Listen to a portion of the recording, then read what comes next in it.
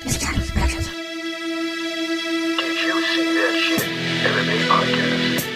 Hosted by mixed martial arts journalist Mike Strauss, aka Strauss21, and Chicago's number one underground comedian, Apollo Taj Mahal. Thank you for listening. I am Mike Strauss, aka Strauss21. And I am the number one underground comic, Apollo Taj Mahal. If you like the interview, and we know you will, go ahead and give us a like and a follow on all the social media platforms, whether it is Facebook, Twitter, Instagram. It's all the same, guys. Did You See That Shit podcast? Yeah. You can also find us at didyousee.shit.com. And Stitcher, Google Play, iTunes. pretty much wherever you find your favorite podcast. By the way, if you enjoyed this interview, go listen to the full podcast and everything we just told you. .com. I want to welcome Jason Parillo. He's a head trainer at RVCA. He is the man behind some of the best hands in the sport of mixed martial arts. Michael Bisping, Penn. Of course, we also saw Cyborg. What's going on, man? How are you guys doing? Fantastic. I appreciate you doing this. I know that you are super busy. I'll keep it quick, man. Not a lot of people know, Jason, you were a boxer, man, before you were a trainer. You were 8-0 until injuries kind of derailed that. But did that help you transition into being a trainer? Yeah, of course. I mean, I wasn't an MMA fighter. Obviously, I was a professional boxer. But yeah, of course. You gotta feel it. To pass it on. I think really at the end of the day. Definitely, just the pressure of fighting alone helps you as a coach.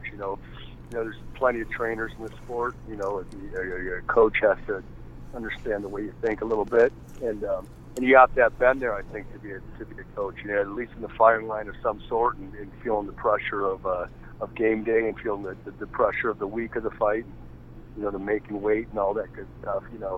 I think that definitely is a big value in any coach. Jason, I want to give you a huge congratulations for Cyborg. A lot of people were talking about after the fight that there was this apparent hole, that they think that they can find a way to beat her, but no one's been able to beat her in 12 years. I kind of thought it was funny. What did you think about it? Well, yeah, I mean, they after she fought Tanya Evinger, they said the same thing now, didn't they? After she fought Holly Holm, they said the same thing. And now, I mean, Yana and the team were acting like they learned a great deal off of the Holly Holmes fight, and they thought that there was a lot of holes that they thought they can take advantage of. But obviously, you saw what happened, and that wasn't the case. I mean, she got the girl out there in the first round.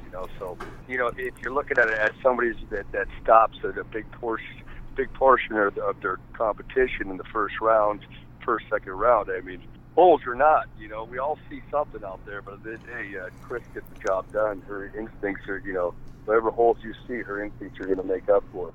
And I'll tell you, I don't see too many holes in her game, and the people that are talking that are crazy. And you said exactly what I said. People were saying the same thing after the Evinger fight. That's all talk. But Jason, man, you have literally worked with the best guys in the sport. Penn, Michael Bisping, like I said, Cyborg. Who hits the hardest out of everybody you've held pads for? I got my man RDA coming in right now. Wow. I love RDA. He's a good guy. It was the hardest guy. I don't know. You know what I mean? I've had over the years. Probably none of the big names or guys that I've felt on the hand pads hit. The weight of the hand's all different. There's some guys just have better leverage. Some guys just have more accuracy. Some guys just have better timing. There's a lot of different styles of punching. But the heaviest handed guy that I've ever held a hand pad for, I can't really even answer that question because it's probably not the name of anybody knows. So there's an ongoing debate about power in a fighter and where that really comes from. And you've held pads for some of the best fighters in the world. Can you kind of give us a little insight? Is power something you're just born with, or is it something you can work on? You can work on leverage. Like I said, there's definitely, you can teach people how to sit down their punches a little bit better. That's something that was a big development with Michael Bisping. He usually, he fought a little high on his feet, a little high on his hips. So they're able to get him down to get proper leverage on his punches, to put some good power on him.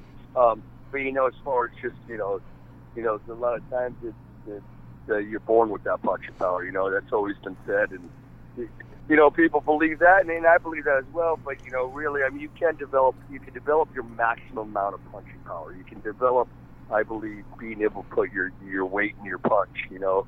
But some guys are just blessed with heavy hands. They can be high on their hips and going backwards and punching the top of the head and knock you out cold just because they got that extra lead in their hands. RDA is one of those guys. So, Scary. Jason, real quick here before I let you go, man, who's one guy or girl that you see out there that you're just like, man, they're a great fighter, but if I had a chance to work with them, I could take him to that next level? You know what? My answer is going to be no, only because I don't really seek out fighters. I kind of let them come to me, really, for the most part. I always have. There's no fighter out there that I wouldn't seek out to work with or message him or told him I could help him out. Or, it's not something I've ever done. So I don't really look for that.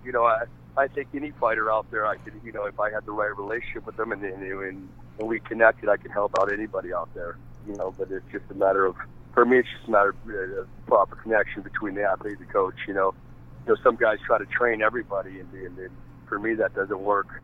Yeah, absolutely, man. Well, I think you're one of the very best in the game. I'm very happy that people are starting to recognize that you're one of the best in the game now, and your work at RVCA is second to none there, brother. I appreciate your time. Also, the coolest looking gym I've ever seen. It's like MMA heaven. Like, I just want to go in there and dive on those mats. It looks amazing.